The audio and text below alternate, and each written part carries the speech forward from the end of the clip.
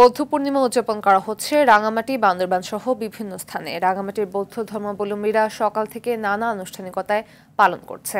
সকালে বৌদ্ধ বিহারগুলোতে ধর্মীয় আচার অনুষ্ঠান সহ শোভাযাত্রা বের করা হয়।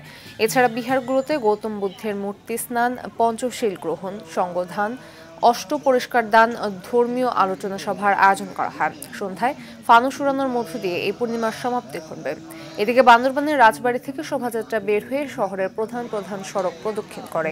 শোভাযাত্রায় বান্দরবান বোমাং সার্কেল চিফ রাজা উচ্চপ্র চৌধুরী অংশ নেন। পরে বিহারে পঞ্চশীল গ্রহণ এবং হাজার প্রদীপ প্রজ্বলনের মধ্য দিয়ে দেশ ও জাতির মঙ্গল কামনায় বিশেষ প্রার্থনা করা হয়।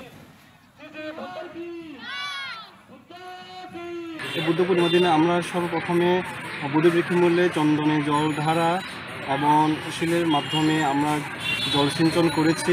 সকাল থেকে র্যালিতে অংশগ্রহণ করেছি।